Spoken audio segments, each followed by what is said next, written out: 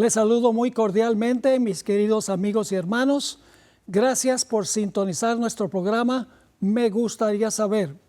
Este es un programa de preguntas y respuestas a donde ustedes nos mandan las preguntas y nosotros hacemos la investigación y procuramos conseguir una respuesta que se basa en la Biblia y también con el espíritu de profecía. Quiero darles la dirección electrónica de donde pueden mandarnos las preguntas. Lo van a encontrar en pantalla. Es tv@zoomtv.org. Una vez más, tv@zoomtv.org. Tengo aquí conmigo un invitado muy especial, el pastor Luis Fernando Manrique, pastor de la parroquia de Oakland. Sí, señor. Estamos muy contentos de tenerle con nosotros, pastor. Gracias por tomar de su ocupado tiempo para acompañarnos en este programa. Muy agradecidos. Muchas gracias, pastor, por la invitación. Felices de estar aquí en Zoom TV. Amén. Siempre queremos empezar con una oración. Nunca debemos abrir la palabra sin oración. Así que le voy a pedir que por favor tenga una oración para que Dios bendiga el programa. Vamos a orar. Padre bendito, gracias por la oportunidad y el privilegio de poder compartir tu santa palabra. Compartirla, Señor, con tantas personas deseosas de aprender más de ti, de poder tener claro los conceptos de la Escritura. Bendice a cada persona que nos está viendo en cualquier lugar del mundo. Llénalos de tu gracia y de tu poder. Úsanos para tu honra y gloria. Usa al pastor Boria, a este servidor. Pon en nosotros ideas claras, Señor, para poder de esa manera también explicar tu palabra. Y a todos los que escuchan, pues también que tu espíritu impacte sus vidas y sus mentes. Señor, queremos pronto irnos de esta tierra a vivir contigo por la eternidad. Y permite que esta preparación nos ayude para pronto estar allí. En el nombre de Jesús te lo pedimos, imploramos. Amén. Amén. Bueno, pastor, ¿cuál es la primera pregunta que tenemos? Pastor, tenemos varias para el programa de hoy, varias. Y hay una pregunta muy interesante. Nos dice quien nos escribe, según los escritos de Elena White, ¿cuándo Satanás personificará a Jesús? ¿Antes del cierre de la gracia o después del cierre de la gracia? La persona tiene claro que Satanás va a personificar la venida de Jesús. Pero ahora la duda es, ¿antes o después del cierre del tiempo de gracia? Hay varias citas del espíritu de profecía que hablan de eso. Y Eventos de los Últimos Días copila por lo menos 3 de esas citas en la página 167, el párrafo 1, el párrafo 2 y el párrafo 3. Y las está tomando, bueno, Eventos de los Últimos Días es una compilación, así que lo trae de diferentes fuentes donde la hermana White escribe. Voy a leer la primera y usted me dice si después de leer esta ya estamos listos o me dice si leemos otra. Okay. La primera dice así. Esta es tomada de Testimonios para la Iglesia en inglés, tomo 5, página 698. Hay un límite más allá del cual Satanás no puede ir. Y al llegar a él recurre al engaño y falsifica la obra que en realidad no tiene poder para efectuar. En los últimos días aparecerá en forma tal que haga creer a los hombres que Él es Cristo, que viene al mundo por segunda vez. Ciertamente se transformará en un ángel de luz, pero aunque ostentará la apariencia de Cristo en cada detalle, en lo que abarca la mera apariencia, no engañará a nadie sino a aquellos que, como Faraón, están tratando de resistir la verdad. Ok. Bueno, esta pregunta requiere una respuesta extensa. Este año tuvimos lo que le decimos la cumbre. Es un congreso que tenemos cada año a fines de octubre, a donde estudiamos determinado tema. El tema este año era, he aquí yo os envío a Elías. Y escribí un manual, lamentablemente todavía no está en español, este manual que está aquí, Behold, I send you Elijah, donde trato específicamente ese punto en muchas páginas. El punto de si la falsificación de la segunda venida es antes del cierre de gracia o después.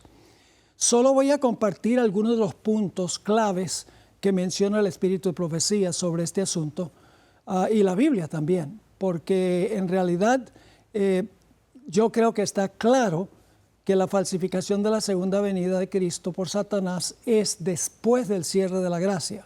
Okay. Voy a dar todas las razones. La razón número uno es que Mateo 24 está en orden cronológico.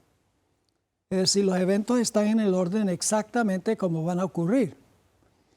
Cuando uno mira el orden de eventos en Mateo 24, en el versículo 9 tiene uno la palabra tribulación, por el cual va a pasar el pueblo de Dios, sin calificativo. Ese es el pequeño tiempo de angustia del cual habla el linaje de White. Luego uno avanza y llega al versículo 21, donde ya no dice tribulación, sino dice gran tribulación.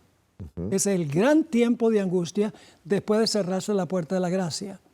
Y después del versículo 21 y 22, el versículo 23 y 24 es la falsificación de la segunda venida de Jesús por Satanás. Así que viene el contexto de la gran tribulación. El segundo punto es que Elena White pone la falsificación de la segunda venida en el capítulo sobre el tiempo de angustia. No está en el capítulo sobre el mensaje final de Dios, mientras la puerta de la gracia está abierta. Aparece en el contexto de la gran tribulación o del tiempo de angustia. Ahí es que ella describe la falsificación de la segunda venida por Satanás. En tercer lugar, tenemos la parábola de la viuda persistente, donde ella clamaba y clamaba y clamaba al juez, y el juez se demoraba y se demoraba y se demoraba en responder su plegaria de que le hiciera justicia. La hermana White coloca esa parábola en el contexto de el tiempo de angustia de Jacob. Y ahí tiene uno el clamor, la demora, que es el tiempo de angustia, y luego el hecho de que Dios hace justicia, que va a hacer con sus santos después del tiempo de angustia. Otro punto clave es que cuando la puerta de la gracia se cierra, ya los impíos están engañados, completa y totalmente. Después del tiempo de gracia, Satanás no tiene que engañar a los impíos. Porque ya cuando la puerta de la gracia se cierra, la hermana White dice que Satanás tiene total control sobre los perdidos. Okay. Ahora, el Evangelio según San Mateo nos dice que la falsificación de la segunda venida no es para engañar a los impíos, porque los impíos ya están engañados. Engañará si fuere posible a quienes. Aún a los escogidos. Aún a los escogidos, que son los que van a pasar por el tiempo de angustia. La hermana White dice que si Satanás pudiera destruir a los que están pasando por el tiempo de angustia, los que son fieles de Dios, su triunfo sería completo. Ahora, ¿por qué Satanás lo hace después del cierre de la gracia? Si ya los impíos están engañados, ¿cuál es el objetivo? Y los justos ya están sellados, entonces ¿para qué? Porque la hermana White dice en el capítulo sobre el tiempo de angustia que Satanás no sabe que están sellados. Ella dice que él sospecha que sus pecados han sido perdonados, pero no sabe que sus casos han sido decididos en el santuario celestial. Entonces, si Satanás no sabe que sus casos han sido decididos, ¿sería lógico que Satanás procurara engañarlos? Lógicamente que sí. Pero supongamos que Satanás sabe que ellos que no va a poder engañarlos, que sus casos están fijos, que la de los salvos están fijos y que no los va a poder engañar. ¿Significa eso que Satanás no va a tratar de engañarlos? No. Déjeme darle un paralelo para que pueda entender. Satanás sabe que después del milenio él no va a poder conquistar la ciudad. Se supone que él conoce las profecías de la Biblia.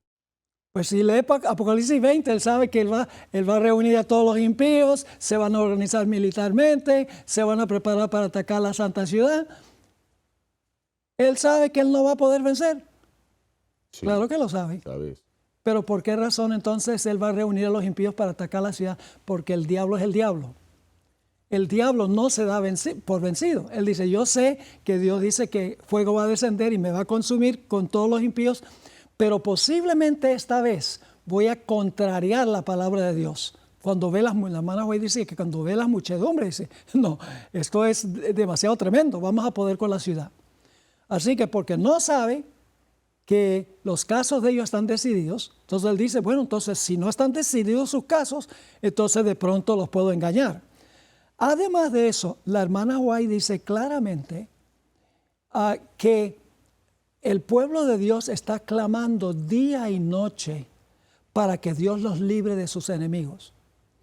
Esa expresión, clamar día y noche, se usa solo en el contexto de lo que sucede después del cierre de la puerta de la gracia. Solamente.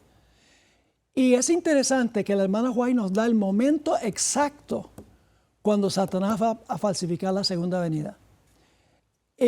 La hermana White describe en 3 lugares la falsificación de la segunda venida. En primer lugar, en Espíritu de Profecía, tomo 4, que es el precursor del conflicto de los siglos. En segundo lugar, en el conflicto de los siglos, en el capítulo sobre el tiempo de angustia. Pero también lo describe en el manuscrito 16 de 1884.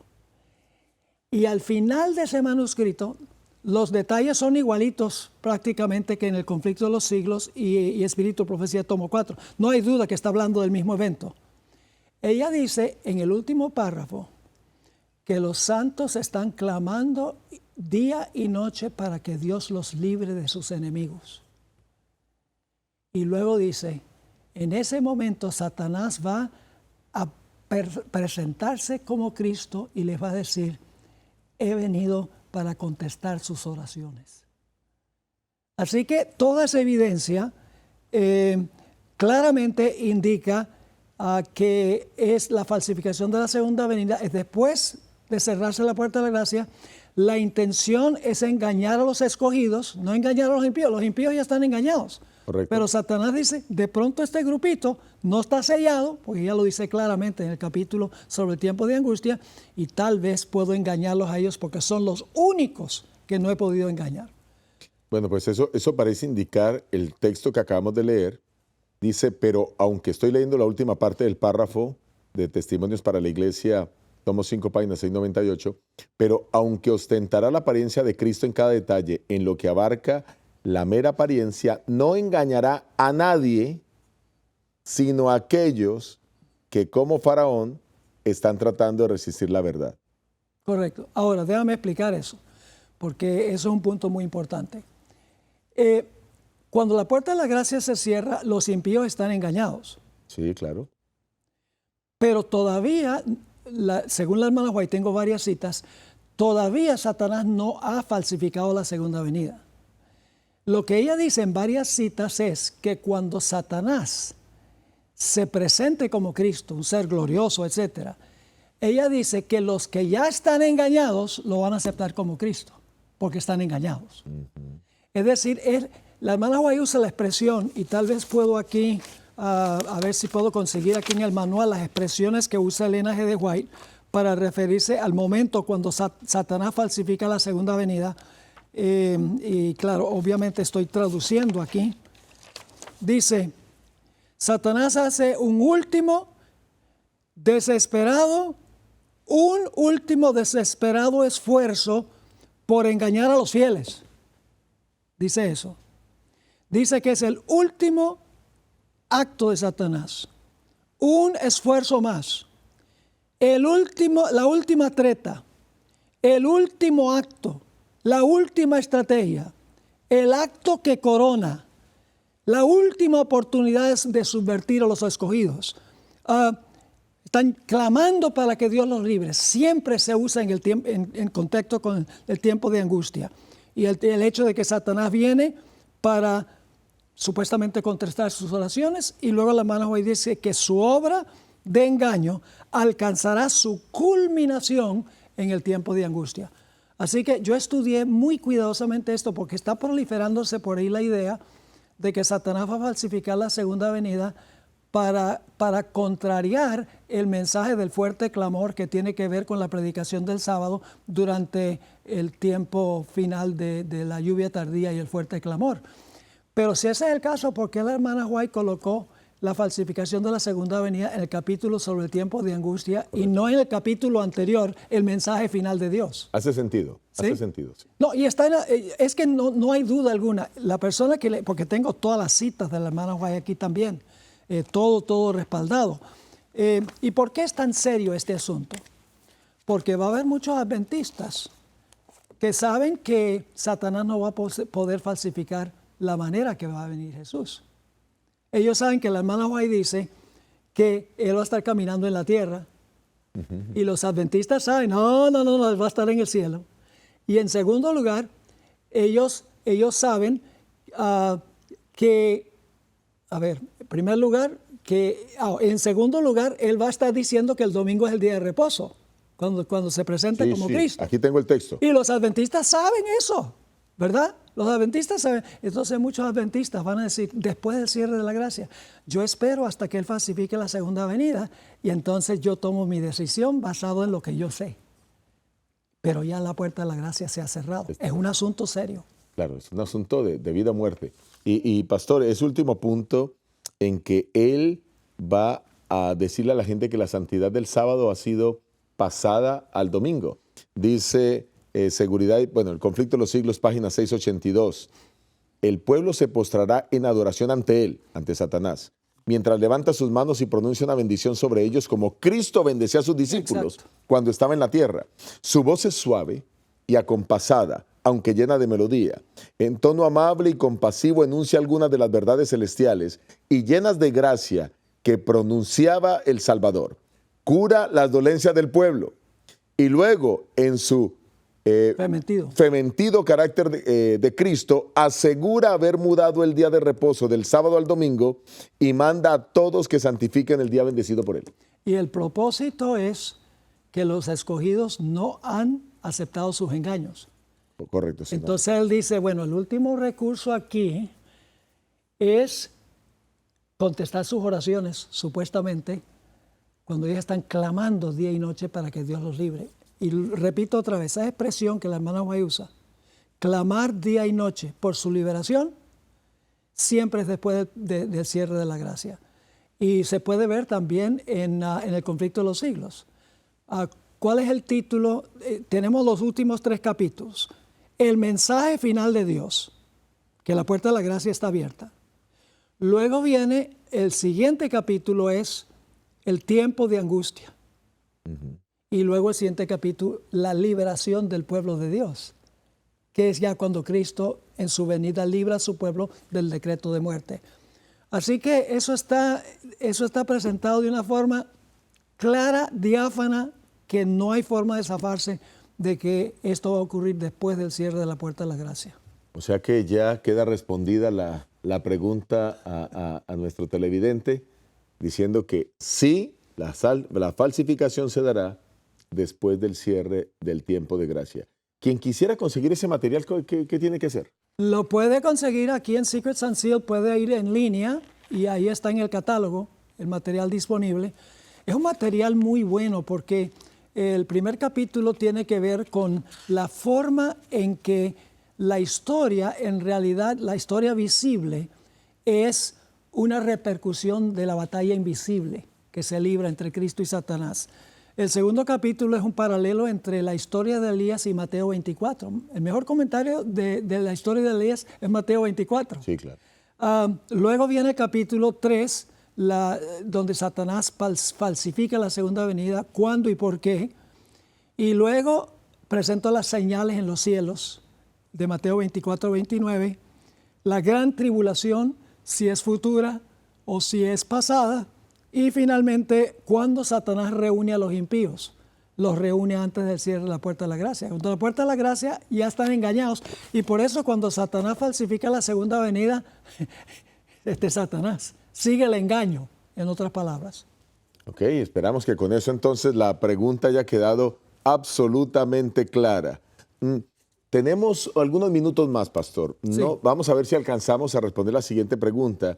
Y alguien nos dice, no entiendo el Salmo 82. ¿Y por qué Jesús lo usa para defenderse de acusaciones en Juan 10, 34 al 36? Pero yo hablé demasiado en la primera pregunta, así que le toca a usted. Bueno, okay, pastor. Con respecto al Salmo 82, pues vamos a comenzar a leer el Salmo 82, ¿verdad? Ok.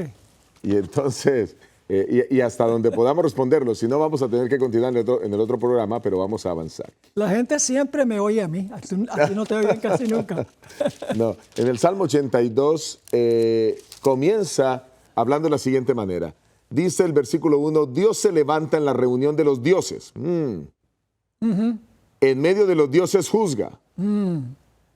Y luego si vamos al versículo 6 dice, yo te dije, vosotros sois dioses y todos vosotros hijos del Altísimo. Bueno, pues aquí está la inquietud. La pregunta que nos hace es, no entiende por qué hace referencia a dioses.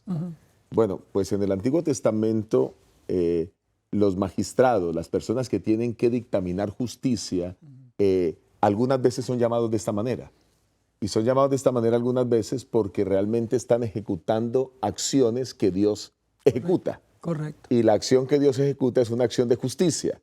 Y entonces por eso Dios los llama dioses diciendo, ustedes cumplen mi función en la tierra. Por supuesto, la palabra dioses aparece en minúscula, porque es que solo hay un Dios, ¿verdad? Que es el Dios que está en los cielos.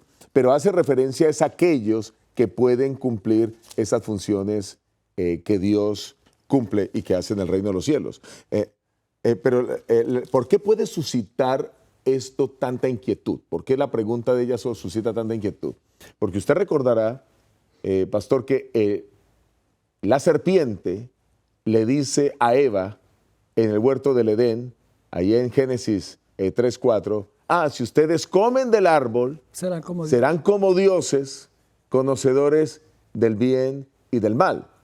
Y entonces la gente dice, bueno, pero entonces, ¿cómo es esto? ¿Cómo entender esto? Sí. Pues para eso yo pienso que tenemos que mirar varios textos bíblicos, Claro. porque para poder aclarar el concepto de dioses tenemos que ir a ese mismo término se usa a lo largo de la Escritura, ¿verdad? Yo podría adelantar algo y yo podría decirle que aquí se está refiriendo y está hablando de jueces. Pero Sí. para poder llegar a eso, pues tenemos que mirar algunos textos. Y pastor, yo sé que usted es más experto que yo en el área, pero adelante, podemos mirar algunos textos. Bueno, en Éxodo 7:1, Ok, sí, lo conozco. Dios dice que constituyó a Moisés Dios para Faraón. Así es. Entonces, esa es la misma palabra Elohim, Es la misma que se palabra. usa en Génesis 1:1. Dice, Jehová dijo a Moisés, mira, yo te he constituido Dios para Faraón y tu hermano Aarón será tu profeta. Ahora, no puede ser que Dios está diciendo que Moisés es Dios. No. Porque entonces habría una contradicción en la Biblia. Porque en Génesis 3:4 que mencionaste, Satanás dijo, seréis como Dios, y yo estaba mintiendo. Entonces, ¿cómo Dios va a decir que Moisés es Dios? Quiere decir que es Dios en el sentido de que es el representante de Dios, el portavoz de Dios, no Dios en el sentido más amplio de la palabra. Cuando se entiende así, es fácil ahora entender pues lo que el Salmo está presentando, porque ya entonces entendemos que el Salmo está hablando es que son aquellas personas que ejecutan acciones que Dios ejecuta, ¿no? Exacto. Así que la palabra dioses no necesariamente está refiriéndose aquí, cuando se refiere a hombres, a dioses paganos, sino a que cumplen esas acciones de Dios.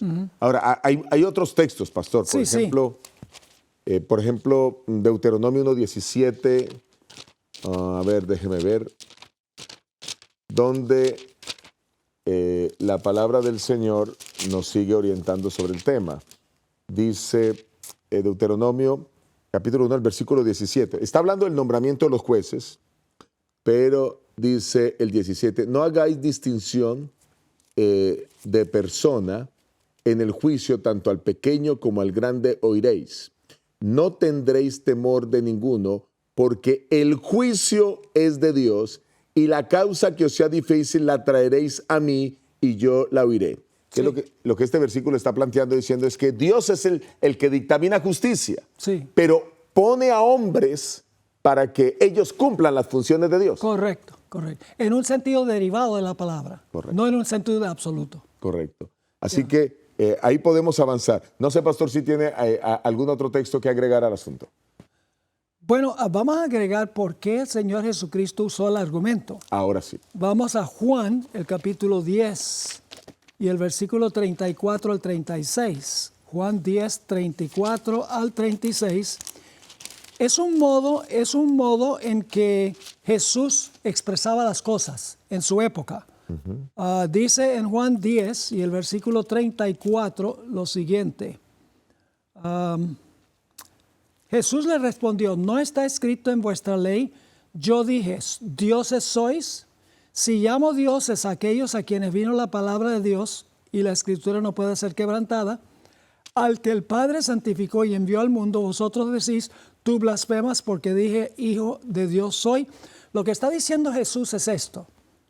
Sí, Dios podía referirse a los jueces de Israel con la palabra de Dios en un sentido menor.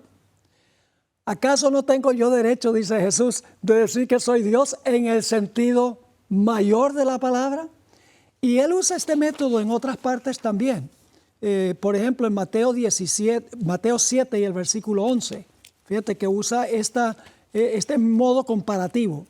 Mateo 7 y el versículo 11. De menor a mayor. Su argumento es de menor a mayor. Si quiere el pastor leer. Claro, vamos a leerlo. Dice aquí, pues si vosotros siendo malos sabéis dar buenas dádivas a vuestros hijos, ahí va de menor, el hombre, ¿verdad? Ajá. ¿Cuánto más vuestro Padre, el mayor, que está en los cielos, dará buenas cosas a los que le pidan? Ajá. Y también en la parábola de la viuda persistente, en Lucas 18, el versículo 1 al 8. No vamos a leer todos esos versículos porque el tiempo es muy limitado, pero allí hay una viuda que está clamando al juez para que el juez le haga justicia. Sí, correcto. Y el juez dice, bueno, voy a hacerle justicia porque ha sido muy fastidiosa, ha venido y ha venido, así que le voy a hacer justicia. Y entonces luego Jesús dice, ¿acaso Dios no les va a hacer justicia a ustedes? Así es. Porque claman a Él día y noche.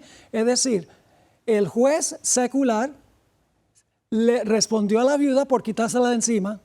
¿Cuánto más Dios va a responder a su pueblo porque los ama? O sea, siempre es de menor a mayor. De menor a mayor. Y algo queda claro, después de haber mirado todos estos textos, que Dios utiliza el término dioses para referirse a hombres que hacen funciones que les corresponde a Dios. Correcto. Pero Jesús, que es el Dios mayor, se puede presentar así porque pues Él es Dios, Sí. así como de la misma manera Dios podía llamar Sí. a los hombres Sí, dioses. Dios llamó a hombres dioses. Claro. En sentido derivado, ¿acaso yo, quien en verdad soy Dios, no tengo derecho a decirlo? Correcto. Eso es lo que está diciendo.